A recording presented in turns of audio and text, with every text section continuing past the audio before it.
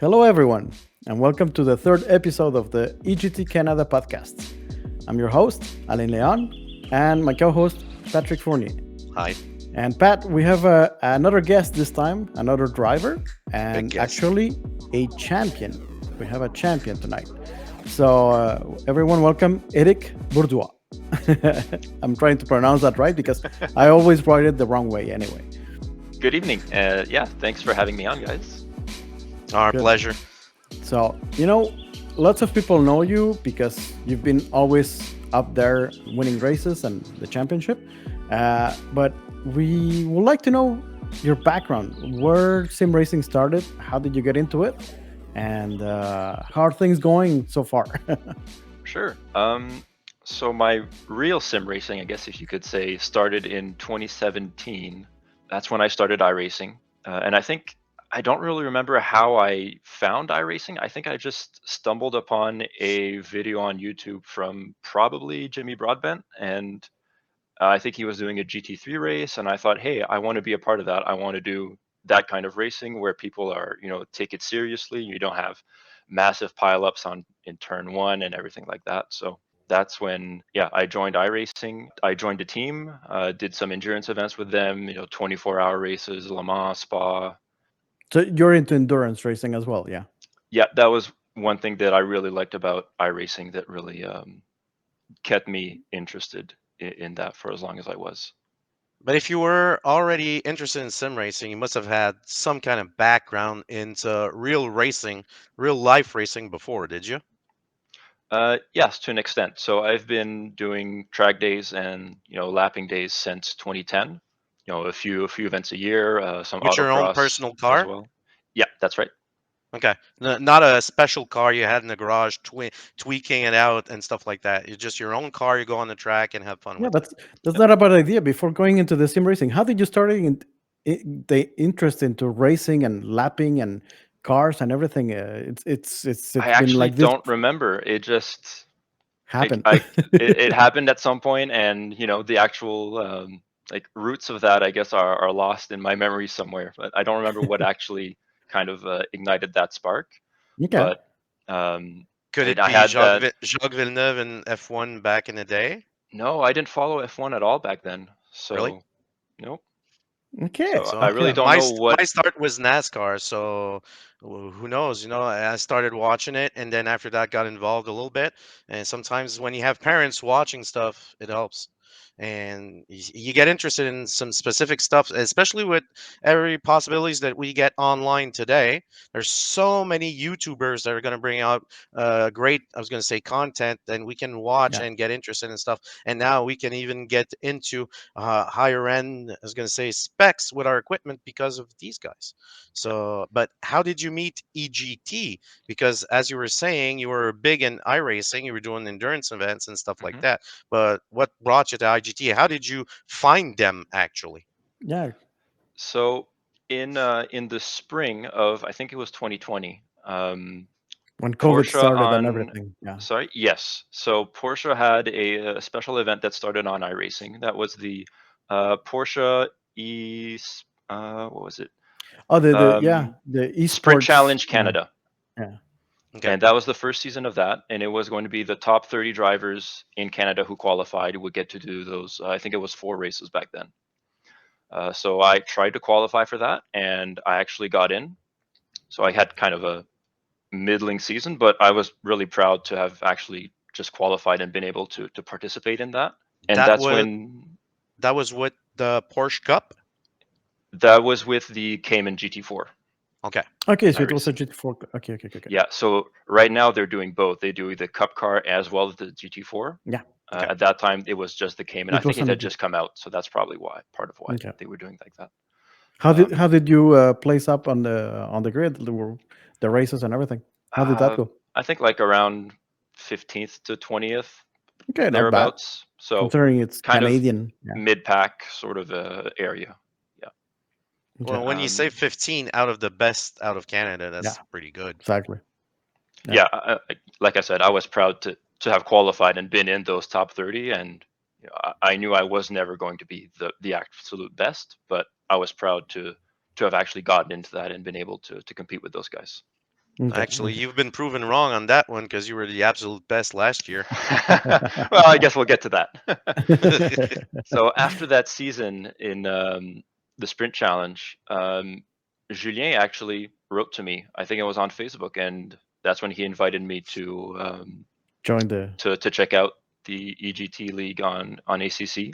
Um, and I owned ACC at the time, but I didn't really play that much. I You were only doing sim mostly race. iRacing, like a lot of Yes, people. Yeah, you I concentrate tried on it a few iRacing, and times, yeah. um, but I sim race in VR exclusively, and the VR performance in ACC at the time was so difficult.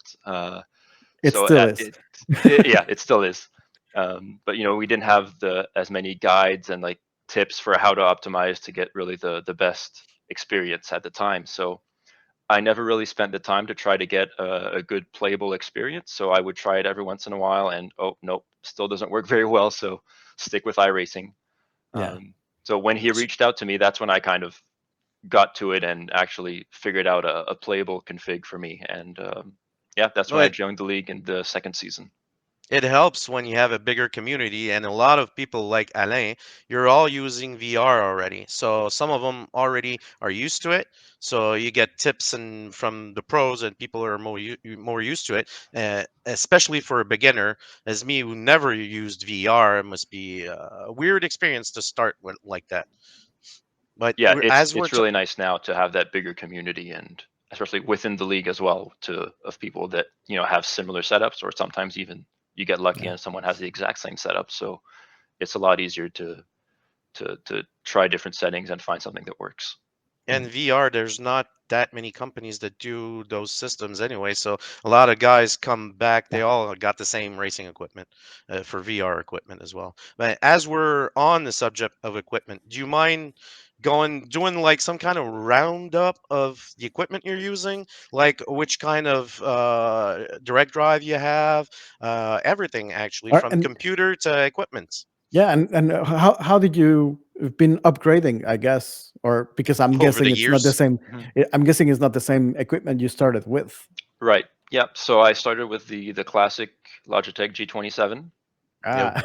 Yeah.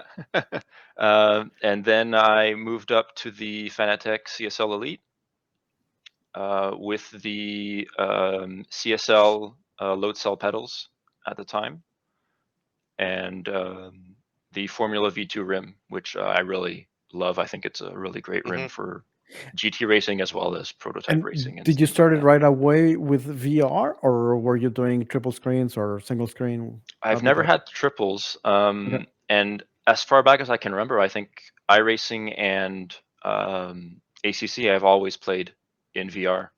I mean, in fact, right now my sim rig doesn't even have a monitor in front of it, so I don't have a choice. Well, it's a space saver actually.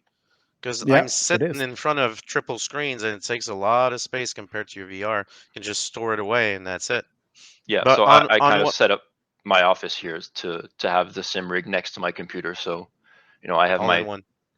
yeah, so everything's next Because to so you everything have like a else. desktop, and you use the screen, the computer, for work, and you use that same computer for sim racing, or do you have like That's two right. computers? Yeah, Okay, just a single computer.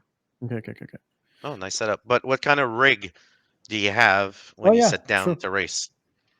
So I have a Next Level Racing, the wheel stand DD, Okay. Yep. and I built myself the kind of the seating platform, just DIY out of some, I think like Plans. one Yeah. inch steel bars, Hmm. Yep. steel stock, and I got the seat out of a Mini Cooper at a at a Scrapyard. junkyard. Yeah, Scrap yard, yeah. yeah, for I think $50 or something like that, and Yeah, it it's does been it, really great. and Way it's a better comfy ever. seat. It's It's comfortable. yeah, Yeah. exactly. Yeah, They're more comfortable actually than any big bucket seats. I I'm sitting on I one beg to and I differ. really which one? Yeah, I have a bucket seat. You got the Sparkle Sprint, Sparko? and honestly, when it's well set up, it. I mean, like right now, I'm really comfortable, but still, a Mini Cooper seat, it's still comfortable. It's a Yeah, bit it's more a racing cushioning, seat to start but with. Yeah. yeah, but when you have like high end pedals, it's nice to have the bucket seat. Honestly, yeah. But But did anyway, you doesn't switch matter. your pedals, or you still have the same one? I'm I sorry. have the V3 pedals now. Okay, Okay. same one I use. They're pretty good. Did you put like every package in there? The damper package and upgraded the little bump stops in there? Yeah, I have the bump stops, but I don't have the damper kit. Okay. I don't mind it. It's useful. Gives a better feel to it if you ever get a chance To try to it out. ordering it. Yeah, it's worth it. Every little advantage we can have to push it closer to reality is better. Always, yeah. So you joined EGT. Uh, so that means you joined while it was the GT4 class, was it? GT4 was the kind of the big main event sort of thing, Right. but I only did the GT3 that season. Okay, okay, okay, okay, okay. Yeah. Okay, I see. I see. It's S- it's it's a while back. I have a really bad memory, so. So you came in during their second season, and you were Yeah. always almost in the top 10, were you? Um, for that second season, I initially got put in Pro-Am Really? during the classifying. Yeah, I probably wasn't that used to ACC at the time yet. I was just Okay. so used to iRacing, so I was used to driving that physics model. I think after one or two races, I got bumped up to Pro. And after that, you it's you an saw old we saw the story. progression, I suppose. Yeah. Yeah, I know. After that third season, he was fighting for top 5, and last year you ended up where exactly? I don't remember. Top step. Yeah, I remember. I see with the pictures, you're always in front.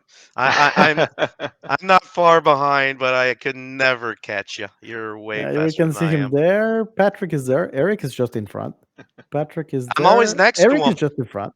Yeah, Yeah, he's always we there. had. He's there in that one too.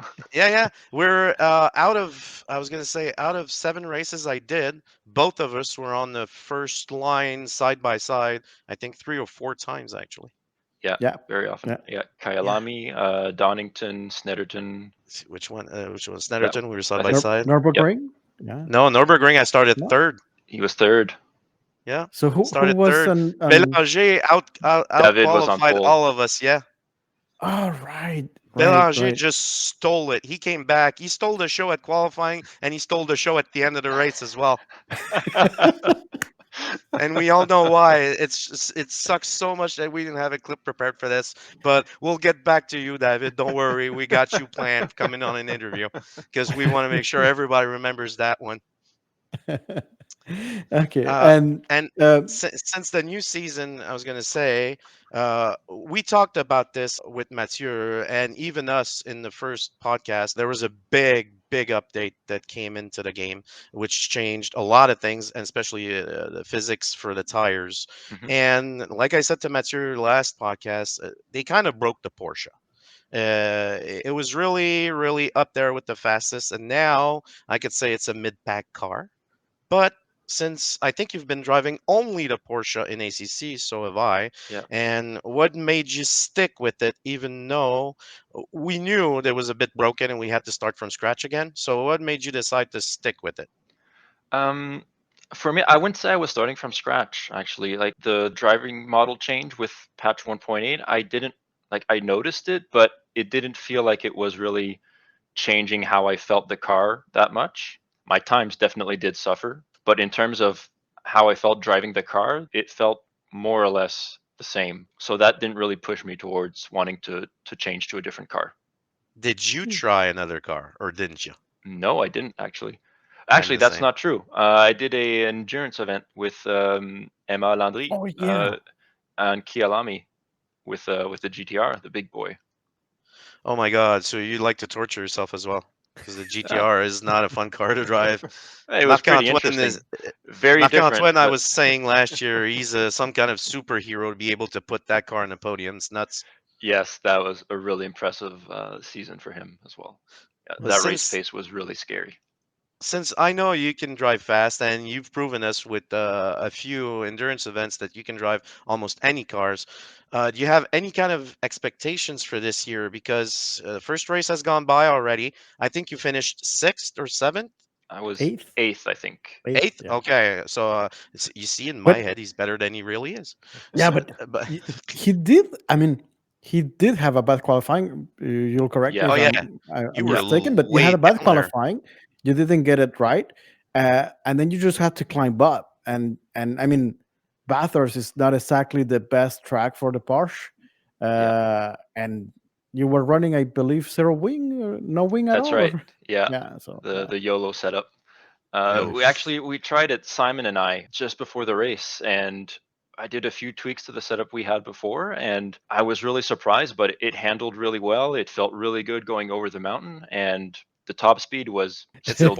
bad, but for Yeah, a I know. Porsche, it was pretty good. And that turned out to be pretty handy with, like you said, I really messed up qualifying. I think I started close to like something like 18th or 17th or something like yeah, that. somewhere around there. Yeah. I What did Yeah, my that happened was pit there? stop. that was surprising Uh, seeing Eric so way down there. what happened during that qualifying? What made it go I south? had That bad?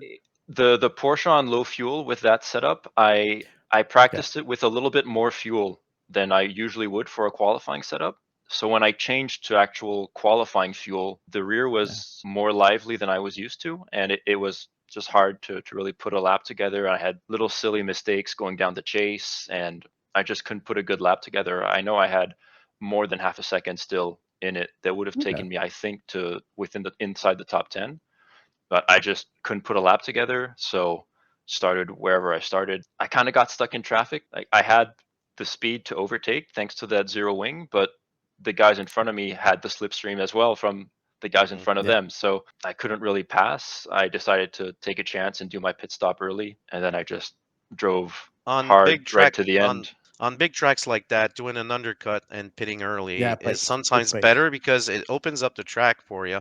So and you can go full pace without having somebody slow you down that might be a few seconds slower. Yeah, So and it helps. Pierre Cloutier tried it. I mean, well, he sort of tried it, We'll but it talk about did pay that for one him on as well another too. day. Yeah, we're gonna have to get him in here. No, we're gonna need to have a lot of people coming over just for the blooper section.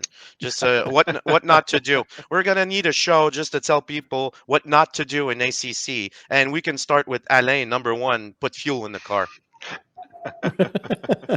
That's gonna be the longest podcast show. Yeah, exactly. And so the race you got some places back. You finished eighth. Yeah. Yep, It's I was really happy with the race, even though I was disappointed with qualifying, but the race I was very happy with. nice. And how are things looking for the next race? I Well, would say, actually, Suzuka this show coming is up. gonna show after the race. So yeah. So Yeah, I have to Suzuka's be coming careful up. with what I say. I don't want it to age too badly. I would say I'm cautiously optimistic of, yeah. at least getting into top 10, potentially top 5. I wasn't expecting the Porsche to be that good at Suzuka, but it's turning out to be Yeah, it's not that bad. better than I expected. Yeah, Yep. and thanks to Simon, our new teammate here in Last But Relax. I know Mathieu kind of introduced him Yeah, as your in setup in guy. their Yep. previous podcast. Yeah, he's bringing some really good and different setup philosophy that's been working really well so far. So he has a really nice setup for Suzuka that hopefully will pay dividends. And I mean, you became a champion last season, but you don't do that just like an hour practice before the race and get on it and Yeah, beat yeah. You just everyone. sit down at the rig and you're top notch right away. How hard did you work last season? So last season, after the qualifying week, I saw that, hey, wait a minute, I have a chance to potentially be up there and maybe win. So I put in more practice than I did in the previous season. So previous Okay. seasons, I would practice maybe 5 or 6 hours for each race. Yeah. And last season, I went up to around 9, 10, more or less double the amount of practice I was doing. That's probably until Kyalami and you saw me at the 0.08 of your qualifying time. I'm pretty sure you went, okay, Patrick's doing 20 hours. I might as well practice a bit more. Well, it No, worked because I never was able to pass the guy. He even had 30 kilograms on Nürburgring. I yeah. had 20, and you still managed to be in front of me. That says a lot. In the same way, though, you at Snetterton, I had no ballast, and you had 20, and you were Yeah, and I was right on your behind ass. me. Flying. Yeah. Yeah. Yeah. So Yeah, it Yeah. depends. You get specific tracks where specific drivers, certain drivers are going to be better on.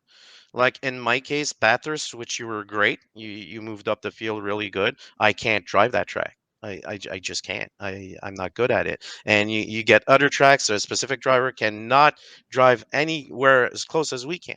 And sometimes the car can help as well. But now Porsche's lost pretty much all advantages everywhere. So, like you said, Suzuka is going to be a big challenge for the Porsche because normally it's not supposed to be a good car on that track. And you seem pretty confident. So I can't wait to see Cautiously, that race. Yeah, yeah, can't wait to see cautiously that race. optimistic. Yeah, well, I'm pretty sure about your abilities, so that's not going to be an issue. I know you're pretty constant. I've been following you all season last year, and I don't see him doing many mistakes within a race. That takes a lot of concentration, actually. So, how do you find doing an hour race with that level? Because this year the level have stepped up big time. It Yeah, is it's been stepping up every year, and this year is, or this season rather, is no different. We have a few new drivers that are really, pushing the old guys. Let's just say that. yeah, absolutely. And Joe is, Joe. Joe's Joe. back in a real car, let's say, Yeah, not not a handicap car. handicapping himself with the 650S. So yeah, it'll be a very competitive season. So we were talking about earlier about becoming the champion, but you became a champion before the season ended. You went into the final race being a champion already, That's right. mathematically. Yeah. Yeah. How did you like the 120-minute races? Because that was a 2-hour race. Yeah, I had a little mishap of my own. We talked about your little fuel issue that you have sometimes earlier, and I had my own, yeah, mishap, you could say. I was on the long back straight. I was trying to look at the scoreboard. I was trying to figure out where I was relative to others because I did my stop a little early, and I was reaching over to my keyboard, and I didn't notice I was kind of drifting off the track. When I saw Yeah. it, I corrected to come back to the track, but I hit one of the rumble strips dead center, and it just popped the back end up in the air, and it sent me straight into the wall. So Went flying, yeah, a little monster monster truck truck style. moment. Yeah, But we didn't see that on the broadcasting, though. No, I missed it. I'm in the background of the stream and the broadcast, and I missed it as well. And uh, that race we were doing some interviews while the guys were racing, and I saw him in the pits, and I thought, he's. I didn't notice that he had an accident, so I thought he was in the pits, and I went to see him, and I was like, "So how is it going?" And he's like, it might not be a good time. I was like, okay, no problem. We'll see you later. Now we know what happened. yeah, We know because he showed us in Discord afterwards. He goes, "This is what happens." Because if we watched the broadcast, we wouldn't know. No, exactly. But we Yeah. always watch the replays. And once we're done, once the race is done, we always go on. We always stay in Discord and we laugh at each other with our own mistakes and stuff. So you must have been the butt of the joke on that side. Yeah. Well, everyone laughs about it. I mean, you know, I'm always there when it comes to fuel. So Yeah, that's why we're gonna send you a Petra Points card every Christmas just to make sure that you don't run out anymore. if I tell you that that has happened in the real life twice already, well, But that's that another almost story. happened in real life. That's different. Yeah. That can happen. Yeah. Bad luck happened, but in a race, it's not a good thing. I know. I know. That almost Um, happened to me also, so I know what you're going through. and now another question we wanted to ask you is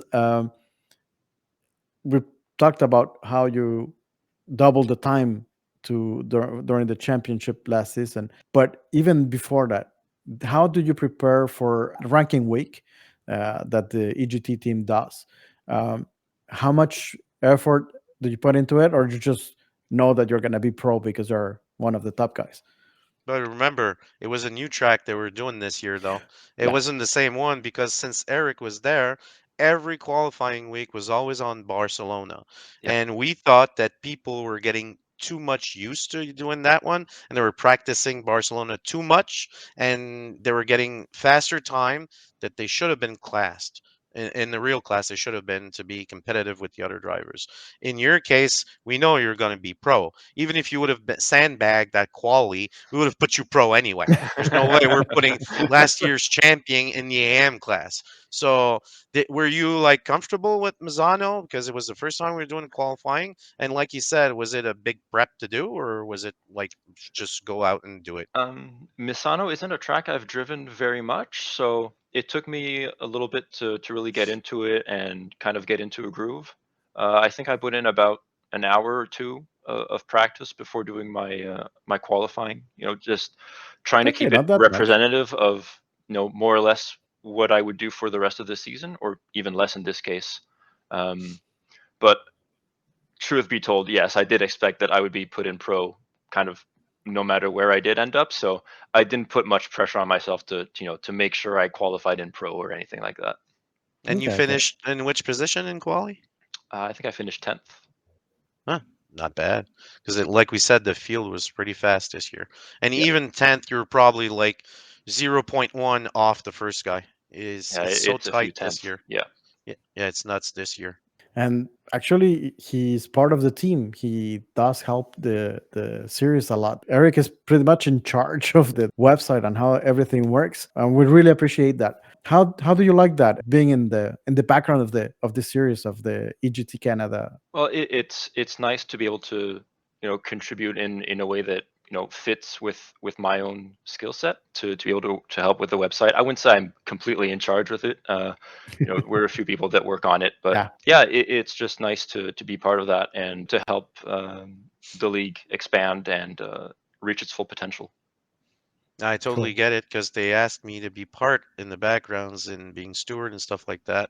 And it's almost as fun as being on the track because you get to watch it from a different, I was going to say, perspective, and it brings a little accomplishment that other people would not know because we're giving back to the community. And it's nice because we know we're going to have over 150 drivers that can enjoy what's being done, the work that's being done. Either broadcasting, website, any kind of videos that would come out. It's really big that the time we have to put in, and especially it's all I was going to say. People are doing this for free. Nobody's getting really paid to do this. So since you are part of the community almost since the beginning, do you- what do you like the best in having all these people? I was going to say a close knit family within the racing community that we can talk to each other, we can make jokes, laugh at people, and have fun, and still help them if they need to. That is the important part. Laugh about people. Yeah, you got to be able to laugh at yourself first. That's for sure. So Yeah, if you can't laugh at yourself when you do your own mistakes, then you can't laugh at others. You're not allowed to. And yeah. so you got to be able to take jokes if you want to dish them out. That's for sure. So what do you like the most in having all the communities outside of, let's just say, race day? Yeah, I would say it's really the sense of being a community. The banter on Discord, the help, making jokes in between races or about things that happened in previous races. It's Help, just a and you help a lot. I mean, with the VR, we've seen it quite often on Discord. When Yeah, someone has questions about we VR, Eric is one of the first ones that always comes up, and he's trying to help out either with the VR or computers in general. anything in computer or equipment. Yeah, Yeah. you always we had a little section in the Discord that says PC and gear, and everybody writes questions. You want to upgrade parts and stuff like that. Like and I said with the VR or triples, it's the first one that always answers back. It's Eric. It's like, holy crap, that guy must have like a back and knowledge and all computer things. But I know you're pretty good with everything that's computer savvy things. I know you're really good at that. So it's always helpful because you get guys like me that only click yes and no, and I don't know what I'm doing with the computer. I'm just fast with driving the car, and that's it. Another question I wanted to ask was there's always debates about ACC, iRacing, and R Factor, and all those other sims and everything. Um, you have some previous experience with iRacing in VR, and you have some experience with ACC on VR, which is always, you're always challenging. sacrificing something. Yeah, yeah, exactly. Um, how do you like iRacing versus iRacing versus ACC and other sims? The biggest thing that I liked about iRacing was, well, the multiplayer just matchmaking system. It's Yeah, it's second to none on the market. That's very clear. And the official endurance events, like I mentioned, I did a lot of those with the team over a few years, and there was a really special ambience about those events, about getting to the end, and that's the official race that iRacing organized, and getting to the end, that really meant something, and it felt good at the end. You felt like you accomplished something, and you were really proud of yourself and the rest of your team. So that's something that I think iRacing has that's really special. For the ACC side, in part because of the kind of lack of that multiplayer matchmaking, I think the leagues are really stepping up. And other than having that racing, it's that community that goes along with being in a league that's really, I think, Yeah, a it Makes a strong gaps point difference. that of void. Yeah, ACC. Yeah. Yeah. Yeah. that helps big time And I to would say to it fill the more void. than gaps the void in a way, because with iRacing, you'll have that multiplayer race that you can always join at any time, and you get a pretty clean race. But when you're done, you might never see those guys again. Yeah. So you don't build that kind of rapport with the other It's drivers that not you the do same when you're kind in of the league. relationship. Yeah, exactly. Yeah. Yeah. Yeah, like we were saying, once we're finished race, we all gather together in the Discord channel and we look at the replays and look at the good stuff and the bad stuff. And laugh What about it. happened? Yeah, Yeah. exactly. Laugh about The it good, the and bad, and the just funny. oh yeah, for sure. We go through everything. So, and even within the week, if somebody needs help with, I was going to say setups, even with the coaches, you always get guys like Eric and other people that have been here that always help out. So that's a big plus that you wouldn't get on iRacing. And we were talking about the multiplayer advantage of iRacing. Have you tried low fuel motorsports? Yes, I've started doing that a few races every once in a while, and I think that's a good imitation. Makes it sound like it's a cheap knockoff, but I think it's a good emulation of what iRacing has as a service. Yeah. Yeah, it Um, creates nice races where everybody's kind of equal. So it makes cleaner races than walking into public lobbies where it's like I was gonna say wreckfest all the time. Mhm. We're used to walking into open lobbies and waiting in the back and just waiting for the crash and then just go racing afterwards. And also, it gives you that time that okay, there's a race at this time. I know when it is. I know there's going to be other people there. I don't need to go around looking for a server and not know, is it going to be on a track I like, or whatever. You know what the track's going to be. Um, there's going to be many people there. If there's enough people, it'll split according to everyone's skill levels. So yeah, I think that's a really nice service to have for ACC. So cool. in our case, we only have like a race every other week, every 2 weeks. Do you think we would need more? Because we also have another championship, the TCR. I don't think Mhm. you're participating in that one, are you? No, I'm not. Okay. So is it because you wanted to concentrate just on one, or just happy doing that one big race every other week? I think, yeah, I would say that one race every other week is enough for me. Like ACC is not kind of my only hobby that I have, I would say. So, Okay. um, I don't want to spend 20 hours a week doing sim racing. Practicing Just and doing everything. that. Okay. Yeah, What other games would you be playing? Let's just ask. Yeah. What just are your kind of other hobbies? Yeah. all over the place. Playing maybe CS:GO with some friends, or we played Valheim for a while when it came out, and yeah, stuff like that. Cool. So just to get, I was gonna say, to get the blues of working. You work from home as well? I do now, yes.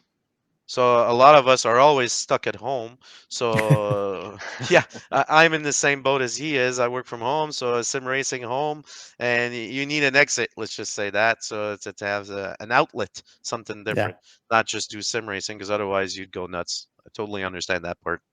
Well, that was a good evening of talking about sim racing. It was pretty awesome to see the champion and how he works to be the champion and to be on the top. Again, thanks, Eric, for spending some time with us. We're hoping that you have a good race, or well, you had a good race, depending on You when this will is going to have show or up. had a good race because this is coming up after the podcast will be out after the race is going to happen this Friday. So it's hope you have a great race and wow, what a great result you had. Hopefully, thank you in advance for the good result. Uh, yeah, and thanks very much for having me on. It was great to talk to you guys. Thanks. Same here. So, again, if you guys like the podcast, click on subscribe, click on that bell, and let us know all your ideas that you would like to talk for us to talk about. And if you want to come on the show, send us a message as well. Looking forward to hearing from you guys. So, again, thank you, everyone, and have a good night. Bye.